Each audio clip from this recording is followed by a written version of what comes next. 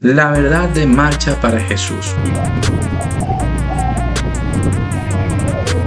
Bueno, me detuve por un instante a pensar, hacer un análisis introspectivo primero del por qué este cambio tan abrupto, pero anunciado desde hace meses atrás de que iba a existir un cambio, y por lo cual inclusive yo di un pensamiento por mis redes sociales donde muchas personas en este espacio de tiempo pues compartieron, emitieron sus opiniones con respeto, algunos de acuerdo, algunos otros no tan de acuerdo, pero la idea como tal no era entrar en un debate previo a la situación, porque podía haberse cambiado la fecha o planteado otra situación. Ciertamente la Marcha para Jesús se dio el 2 de agosto. Ok, ahora, ¿qué fue lo que vino después? Como bien sabe, hubo una situación particular que entre esas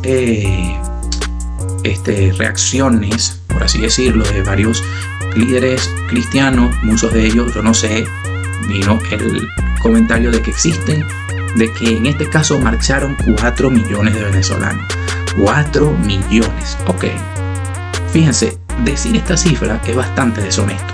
¿Por qué? Y tengo que decirlo así, sería una gran irresponsabilidad decir que 4 o 5 millones de venezolanos marcharon el 2 de agosto para Jesús, porque primeramente voy al primer basamento de cálculo. No existen 4 millones de cristianos en Venezuela.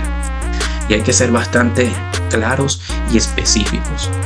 Ni siquiera, escúchese muy bien, ni siquiera existen 4 millones de protestantes, incluyendo allí a los adventistas, incluyendo allí a los testigos de Jehová, incluyendo allí a los unicitarios, incluyendo todas esas sectas que en este caso existen también dentro de nuestra nación venezolana y que hay participación religiosa para ellos también. O sea, es bastante absurdo pensar que hay 4 millones de cristianos en Venezuela cuando ni siquiera rozamos esa cifra los protestantes. Hago énfasis en esto porque cuando metemos dentro del saco a los protestantes, entran todos allí dentro de ese grupo. Ahora bien, no solamente ese es el primer argumento, y un argumento bastante sólido, y puedo sostenerlo con cualquier pastor, y me encantaría invitar a cualquier pastor. A lo mejor me puede desmentir y estoy equivocado en esto, pero puedo decir, en Venezuela no hay 4 millones de cristianos evangélicos, no los hay. Más aún, a mi favor, puedo decir que después de la crisis del 2016 en adelante hubo una enorme deserción de cristianos dentro de las iglesias, al punto que muchas iglesias, en este caso que tenían 4, 5, 6 servicios, bajaron su tasa de población y tuvieron que disminuir los servicios. De una manera u otra también tenemos que agregar a esa situación que muchas personas se apartaron en medio de esa crisis, y otras en este caso tuvieron que salir del país y se fueron a otro país. Y entonces no pudiéramos decir que existen 4 millones de venezolanos que son cristianos, porque del país se fueron prácticamente 7 millones, poquito menos de 7 millones salieron del país, y muchos de ellos eran cristianos. No sé si 1 millón, no sé si 500,000, pero muchos venezolanos que simpatizaban o formaban parte de una iglesia cristiana también emigraron, y esa es una enorme realidad, y hay que ser completamente sincero. Y agregando otro punto, la pandemia hizo que muchas personas, en medio de su situación económica, su situación de depresión, estar encerrado, eso condicionó a muchas personas a que se apartaran. Y de cierta manera u otra, pues ha sido muy difícil que nuevamente esas personas, después de la pandemia, vuelvan a la iglesia, y eso es una enorme realidad.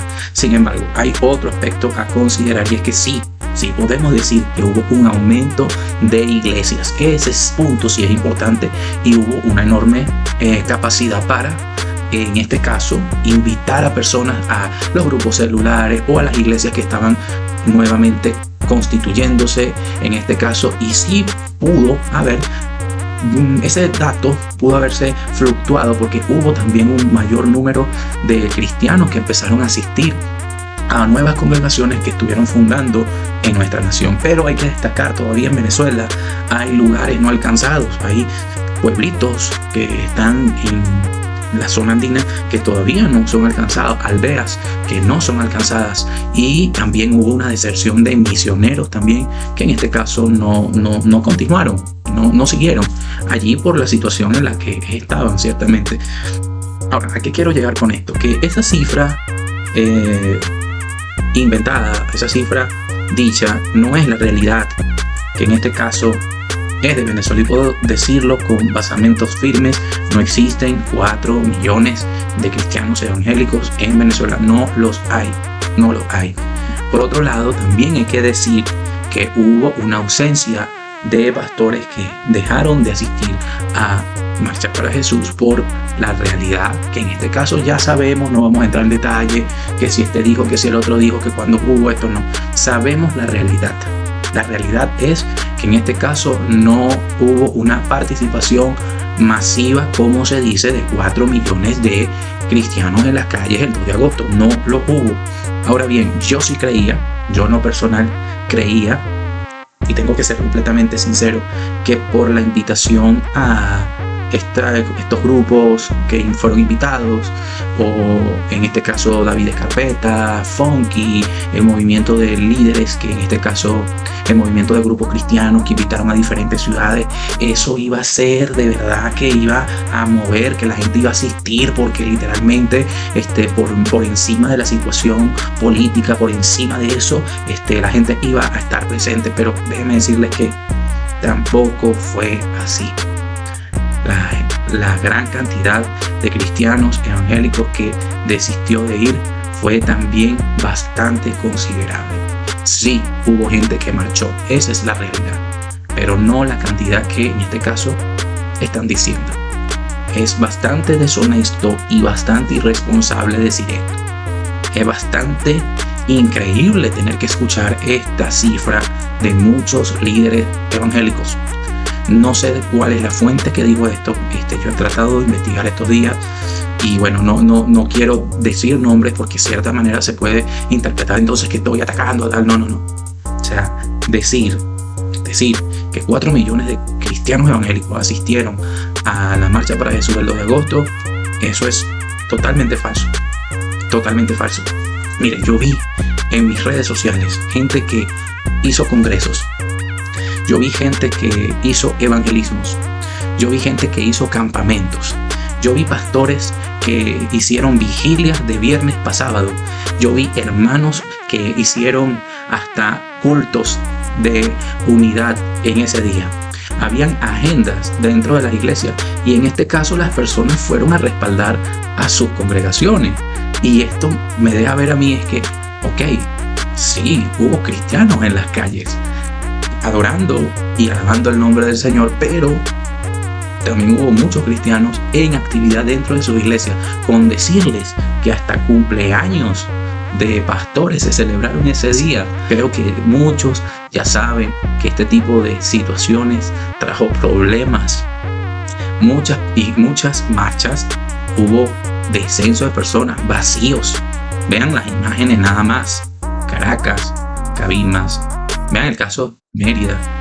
Muchos cambiaron de ruta, inclusive las rutas se cambiaron y no se vio esa aglomeración que en este caso en otros años siempre se veía. Entonces, mis queridos y hermanos, es importante que en este caso la sinceridad y la transparencia esté siempre presente en nuestras vidas como ministros, porque se ve muy mal, muy mal.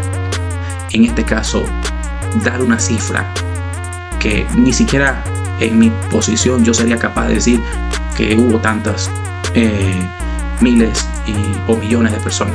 Sería muy deshonesto de mi parte, inclusive desmeritar la cantidad de personas que fueron. No creo que sea la persona que se vaya a poner a contar cuántas personas fueron y asistieron en Marcha para Jesús en las diferentes ciudades. Pero sí tengo que decir algo. Aunque no puedo contabilizar, puedo decir no fueron 4 millones. Y en este caso es importante analizar. Yo dejo esto a criterio de quienes en este caso están apoyando a esta organización y visualizar, o sea, ser sinceros, analizarse y pensar, ¿será que está bien lo que se está haciendo para poder continuar con esta actividad? Porque si anteriormente no había esta cantidad de apoyo por parte de entes gubernamentales, si no había en este caso esta capacidad de poder estar quizás en una alianza gubernamental, pero la gente asistía, entonces ¿qué podemos retroalimentarnos con esto? Y también a futuro tenemos entonces que pensar, ¿estaremos haciendo bien el trabajo? ¿Estaremos haciendo bien el trabajo desde los diferentes hemisferios ministeriales? Pastor, apóstol, profeta, evangelista, maestro, los que somos comunicadores, los que estamos en las redes sociales, los que estamos en la calle, los que estamos en diferentes espacios evangelísticos, los que están en las cárceles, los que están en los hospitales. ¿Qué debemos cambiar? ¿Qué debemos de enfocar? Yo creo que tenemos que irnos al origen nuevamente, irnos a Cristo, porque Cristo es la esencia. Cristo es la base principal de nuestra fe. Y si vemos a Cristo y si nos damos cuenta de Cristo, ¿qué haría Cristo en nuestro lugar? ¿Qué haría Cristo en este momento para llegar y tener que ser bastante fuerte y decir, discúlpame, yo no voy a ser una piedra de tropiezo para mis hermanos en la fe? Yo no puedo hablar de un mensaje cristiano y a su vez estar apoyando cosas que no son cristianas. O sea, ese mensaje es un mensaje muy dual. Eso es un mensaje que no tiene fundamento sólido, porque la gente en este caso no te lo cree. No te lo cree aunque te esfuerces en traer un montón de artistas de afuera, aunque muevas una cantidad enorme de equipos de sonido, y aunque tengas la capacidad de hacer cosas que en el pasado no se hicieron, pero si no tienes integridad y no tienes honestidad, la unción no va a reposar sobre ti. Discúlpame. Si no hay transparencia, si no hay capacidad para decir no a esto, no a lo otro, no me voy a corromper, no voy a aceptar este apoyo, sea por lo que sea, porque prefiero 1000 veces la unción, Dios te va a respaldar. Es preferible ir con un peso, ir con un bolívar, ir con un dólar, con la unción de Dios, porque sabrás que ese dólar se va a multiplicar, que irse a lo seguro sin el respaldo divino, sin ocupar lo que realmente Dios quiere llenar. Porque aquí no se trata de llenar personas en una avenida. O sea, veámoslo desde este punto de vista. No se trata de que millones de personas vayan a Jesús y demostrar que los cristianos somos un número importante dentro del país. No se trata de eso. Se trata de que podamos nosotros visualizarnos por dentro y decir, seré capaz de hacer lo que Dios me mandó a hacer sin hacer tipos de alianzas que no debo hacer. O sea, y con esto hago énfasis en un punto súper importante. Jesús no se condicionó al estado presente que había en sus tiempos. No se condicionó al imperio romano, ni al pensamiento de los herodianos, que eran los que de cierta manera estaban reinando, porque ese estado estaba de cierta forma corrompido y Jesús vino a vivir dentro de ese estado corrompido, dentro de esa situación país que se vivía en Judea y en Samaria y en Jerusalén, y que de una manera u otra ellos estaban teniendo esa situación particular allí. Pero yo puedo estar allí y puedo ser correcto, puedo ser moralmente ético, puedo deslumbrar la gloria de Dios. ¿Qué quiere decir? Que José en tiempos de Faraón pudo mantener su integridad, que Daniel en tiempos de Nabucodonosor pudo mantener su integridad, que hombres como Juan el Bautista, sus mensajes iban a ser bastante cástricos, bastante dados por la yugular, no se corrompieron. Tenemos que darnos a entender como ministro de Dios. Y un ministro no se corrompe. Un ministro habla y dice las cosas, aunque a muchos no les guste. Saber decirlas, por supuesto, eso está más que obvio. Pero necesitamos volver a la esencia. Necesitamos volver a Jesús. Necesitamos volver a Cristo. Necesitamos ser transparentes. Necesitamos mostrar integridad. Lo necesitamos. Y es por eso que hago un llamado al arrepentimiento. Yo no voy a hacer una oración acá. Yo creo que tú puedes hacer esa oración de forma muy personal. Y no te voy a decir, ora conmigo. No. Ora tú. Y pídele a Dios, Señor, ayúdame. Porque me he corrompido en muchas áreas. Me he corrompido en muchas apreciaciones. Me he dejado llevar por emociones. Me he dejado llevar por influencias. El amigo del amigo del amigo que es amigo de tal. Y Dios quiere que aprendas a depender totalmente de Él. Mis recomendaciones, pastores, yo no soy quien para darles consejos a ustedes, pero creo pertinente que ante estas situaciones eventualistas, vean quién las dirige.